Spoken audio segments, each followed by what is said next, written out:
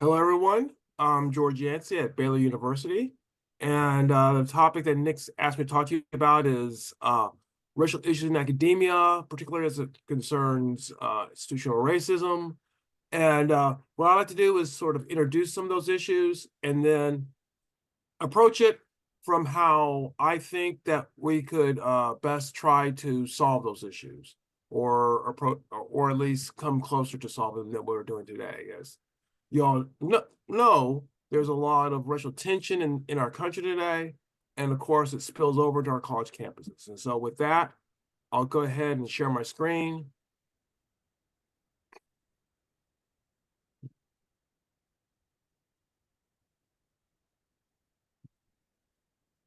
All right. And okay. I assume everyone can see uh, the racial issues in academia. And so we'll just start off from there and see where we go on there. So first thing I want to do is just talk about the basic notion of are there problems with racial issues on academia? And a lot of what we talk about is what we call institutional racism. So it's not as much, and I'm not going to talk about what we think of as old-fashioned racism as far as overt racism, because let's be honest, a lot of that has thankfully uh, decreased significantly. We still have some of that around, but it's really not where the action is at right now as we look at race in a lot of different institutions, including academia. So I just wanted, what I did to prepare for this was look at what some of the research has said. What has research identified as issues that people of color face when they go into academia? And so touch on the first one is just cultural expectations. So one way to think about this is that a lot of the culture in academia has been crafted by Europeans and European Americans. And this is not saying that there was some sort of evil intent. It's just that when people from a certain culture craft an institution, they're going to create that institution in a way that benefits them and their culture. It's how they understand reality, and that's to be expected. So let me just give you one example of how cultural expectations can play a role in higher education. Uh, one of the differences culturally between European culture and non-European culture is the notion of individualism. In many, not all, but many non-European cultures, there's much more of a sense of communalism, that the community works together in order to achieve. Here, and the United States has been affected by this, there's much more of an individualism. Work stuff up with the bootstraps. Now, I'm not making an argument that one is better than the other, one is right, one is wrong. I'm saying this is a cultural difference. How does that manifest itself in academia? Well, when you have this sort of pull yourself up by the bootstraps, the emphasis is on you as an individual, your success, your failure is totally upon you. In African American culture, Hispanic culture, uh, Asian culture, there's a notion that we as community, we fall and succeed on our own. And so in academia, when we're emphasizing on how the individual has to accomplish, there's an adjustment that has to be made by someone who comes from a cultural standing that that we work together in order to accomplish things. This is really pertaining, unfortunately, in the social sciences, where there's a big emphasis on the individual achieving their record. Actually, it's in the harder sciences that you see more of a community project. You look at some of the papers, the harder sciences, they have like multiple 20 authors sometimes. In the social sciences, we tend to only have a few because your own individual striving. And so if you're a person coming from a different background, you have to learn how to adjust to that. And I'm not saying you can't adjust to that, but it's another barrier that you have that you may not have if you came from the dominant culture. And then a lot of research talks about unequal pay. Now, by unequal pay, what they've done is there's research out there that shows that after you control for all the other factors, so we're not talking about unequal pay because people of color don't produce as much research because they control for that, or because they come from lower status schools because they control for stuff like that. what we still find is that racialized minority groups make less money in academia than European Americans. And this is still true today. Still true today, even after all those controls. Why is this? Well, I think some of the reasons we're looking at is some of the reasons why this pay is unequal, but that obviously is something that is a factor that we have to consider. Other research talked about a failure to create an atmosphere of belonging, that uh, there's not a creation of spaces, of atmospheres where people of color can go and belong and sort of connect with one another. Now, I think one of the ways to illustrate this is if you ever go overseas or you go to a different country, and it's kind of cool for a while, but every now and then you're like, well, I'm out of place here. And then you run into another American. All of a sudden, you feel that connection that you weren't feeling with the other people. Is it whether they were mean to you or anything like that? It's just that you have a connection there.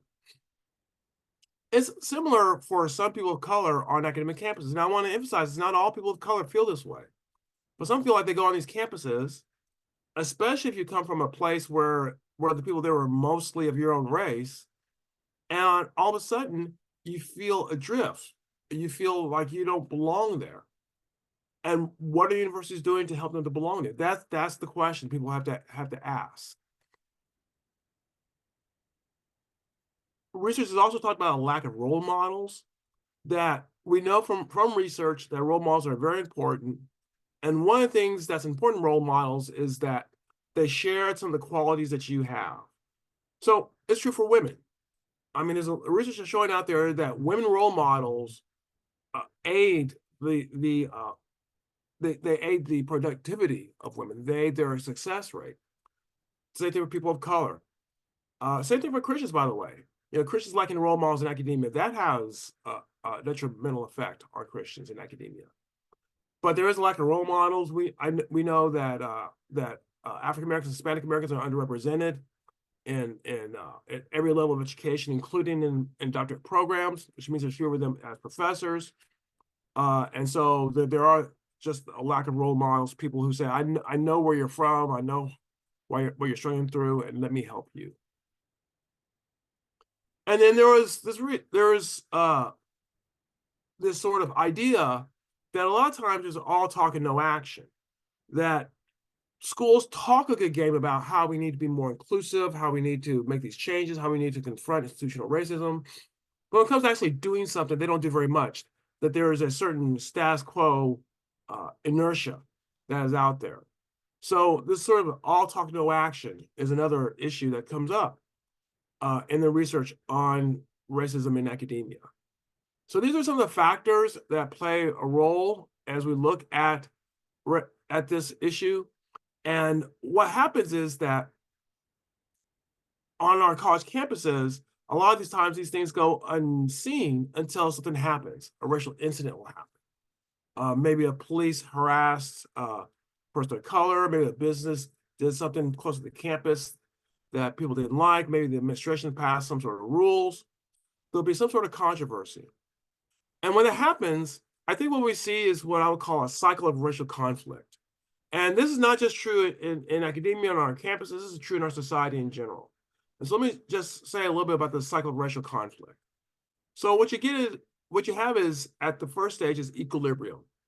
And that's, where everything is kind of okay. There's not any sort of extra hostility. Things are the way that they normally are, and people are pretty comfortable with that. And then you get your racial incidents. Like I said, it could be a wide variety of different racial incidents. We've been around enough that we kind of know what we mean by that.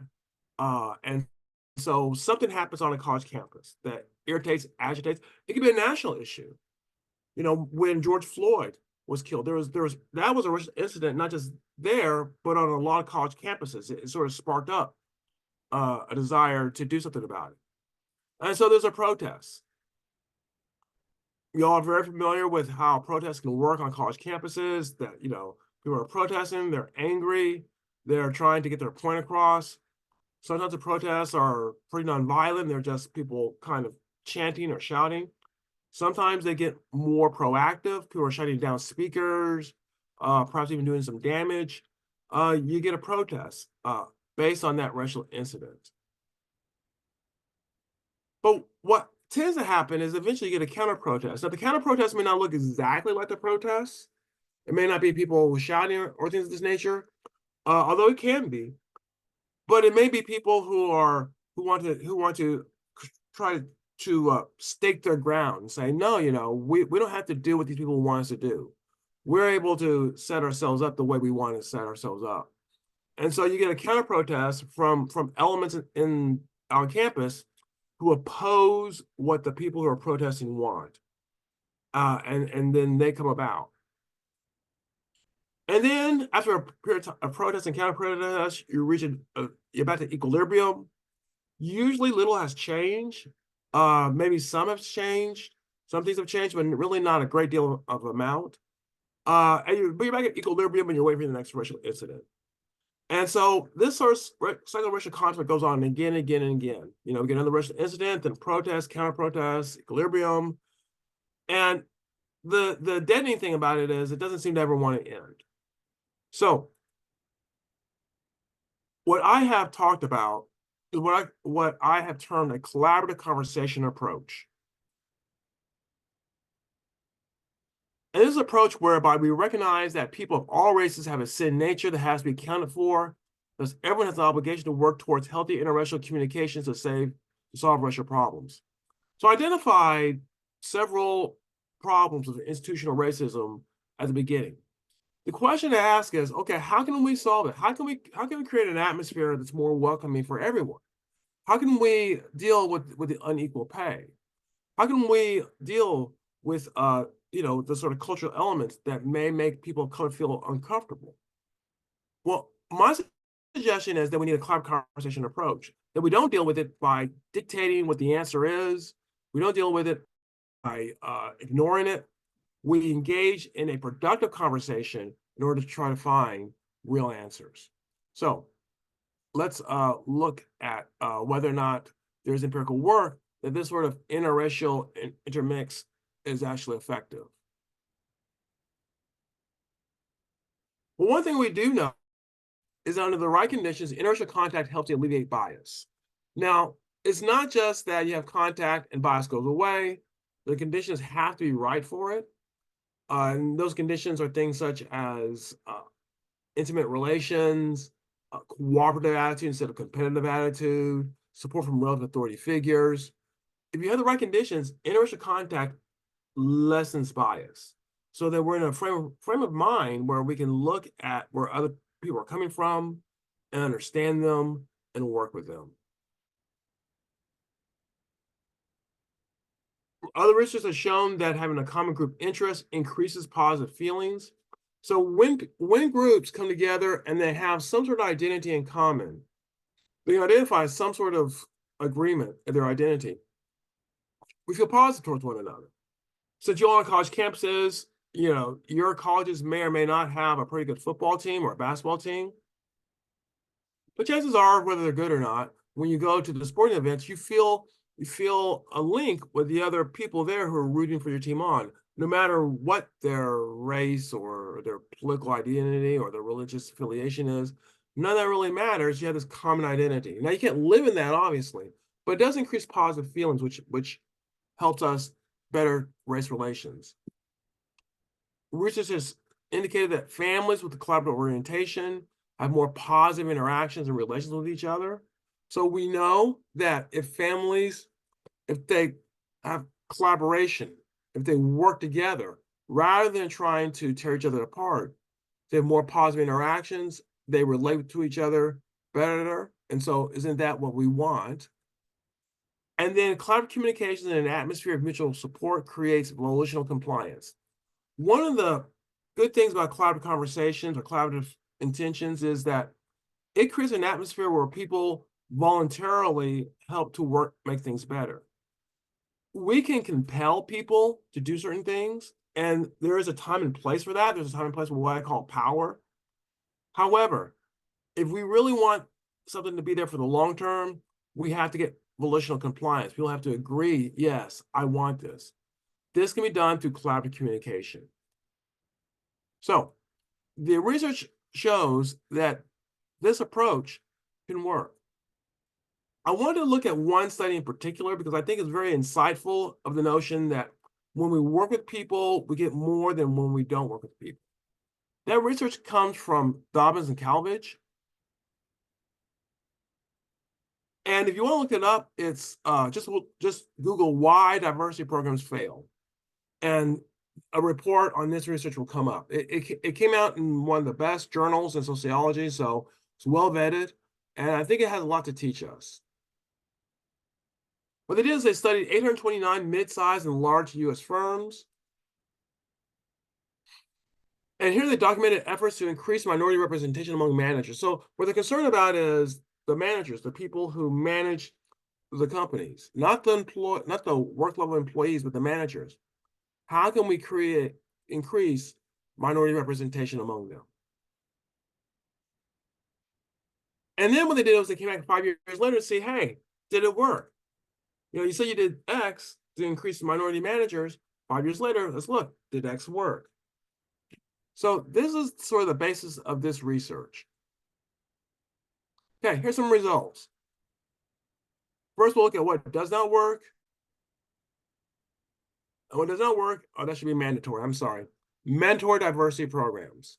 They do not work. When we mandate that people go to diversity programs, 5 years later, there's not more managers of color. There's actually fewer managers of color. And that's what happens with all these things that don't work. It's not that you don't grow, you actually shrink as the number of managers of color you have over time. Job testing.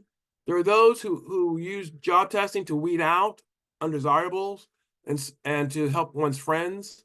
And so the idea was, well, we'll make sure the job testing is done in a fair manner, that we will give the test to everyone, and then the best will win. Well, what began to happen was the managers didn't like this. They still want to hire their friends. So they give the job testing to people who are not their friends, who didn't be people of color. So job testing actually was something that had good intentions, but the way it was implemented was not useful for their purpose. Grievance systems. So the idea was that, hey, people of color aren't staying because their grievances are not being answered, so we will answer their grievances. And so the systems were set up. However, this did not stop the decrease of managers of color that happened in these companies over time. So that does not work. Now, what's as or even more important is what does work. What does work is voluntary training. So in other words, if we force people to train, chances are 5 years later, we're going to have fewer managers of color. But we voluntarily, tell people to train voluntarily, we actually have more managers of color 5 years later. Why is that? I think there's a couple of reasons why. First, I think that we have mandatory training. People don't want to be there. They tune out, doesn't help them, and they go around talking about how horrible the training was. And so people are less likely to get something out of it. That's not the problem with voluntary training. But I think the second thing is that if you have people who have to be there, people who can choose to be there, that probably changes how you train. And I think what happens is that the people who do voluntary training actually train in a different way, more effective way than those with mandatory training. Mentoring helps. Remember, I mentioned mentoring before, how that was missing among people of color. And so they found that when they took the managers there, who are usually white, and asked them to mentor others, 5 years later, they found they had more people of color in managers.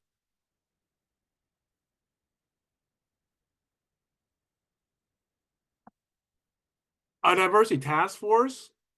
Now, what this usually was they took one of the managers there, usually a white person, and said, could you head up a diversity task force so we can become more diverse?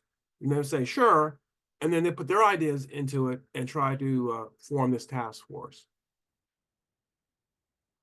And then in a similar way, diversity managers, people who are in charge of diversity, managers of diversity, they too were a part of what works. Now, why does this work and the other ones didn't? And let me just suggest, and this is not their argument, this is mine. What they're doing in the second column is they're going to the they currently have and saying, can you help us by mentoring people, by starting the task force, by being a manager? And we'll give you training if you want. Can you help us become more diverse? And that creates more actual diversity among managers than mandatory diversity programs, job testing, and grievance systems. I think it suggests that if we work with people, talking to them, listening to them, we can accomplish a lot more than if we go strike it on our own, or if we try to shut out people, shut them up. That does not work. So, what does this look like in trying to solve a problem? What does this look like in trying to solve a problem such as creating an atmosphere where people of color feel comfortable?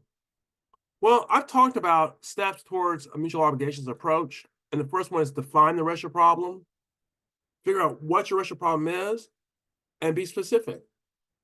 Because one of the worst things you can do is say, oh, we have the racial problem, but we also have this other racial problem, so let's just try some all at once.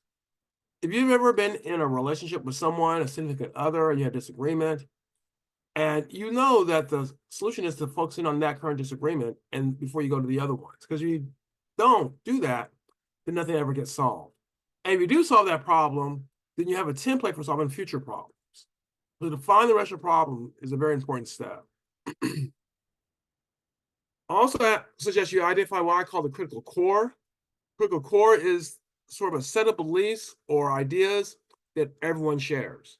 Because usually there's some values or ideas that everyone in the group shares, even though they disagree greatly on other things. What is that? And this is important because in our conversations, it's important that we learn how to say yes. We have to say no sometimes, but it's important we learn how to say yes. And figuring out what people believe that you also believe gets you some easy yeses. That builds some notion of compliance rather than I'm going to fight against everything. Recognize the cultural differences, racial differences at play. So there's a reason why you're engaging in mutual obligations approach. You can't disagree. You can't agree. You disagree all the time. So we have to be honest. We have to say, hey, here are some cultural racial differences that we have to work out. What are they? Identify them. Learn a little bit more about different cultures so you understand their values, and that'll help you to learn from them. So recognizing the cultural and racial differences at play is very important. Now we're actually trying to discuss how we solve the problem. So there could be, for people of color, why is it you don't feel comfortable on campus? For European Americans, what are you seeing as far as people of color on campus? Is your perception that they're very comfortable or not? And what do you see as a possible solution? Recognize the solutions and the cultural and racial differences at play. And then I suggest that we develop ideas that address the concerns of the racial outgroup. And so if we're talking about whites who have a hard time understanding things such as affirmative action or what have you, that's fine. Whatever issue you all are discussing, try to address those concerns as you give it out to other racial groups. This is going to require some active listening for content instead of just to say, oh, yeah, and then move on. And creative thinking. If you can get to this stage, then you've done a lot of the work because there's a large body of agreement that you have with these others, significant others. And you now can start to address the problem in ways that not only meet your needs, but meet the needs of others. Thus, you can work towards a solution that can be accepted by all. Once we have gone through these stages, and once we've worked out this sort of approach, then we can work to a solution that we can all live with. If we try to boss the members of the group around, then we're going to have a harder time figuring out a solution because our solution is going to be geared towards what our group wants, regardless what the other group wants. So I would argue that this is even a Christian approach, and I don't have enough time to really go deep into it. But I think that when you look at some of the ways that Jesus talked about treating those who are different from him, how he took their prayers. So we should always pray for people who are different from us. How he took their prayers in, Uh, it's really a radical solution, but it is a radical problem, and it's going to take a little while in order to solve it. But this is a template we can use to solve problems that arise in education institutions, in our churches, our economy, wherever in our society. Okay, I'm gonna stop the sharing to allow people who want to ask questions. Oh, you have already stopped sharing. Okay, yeah.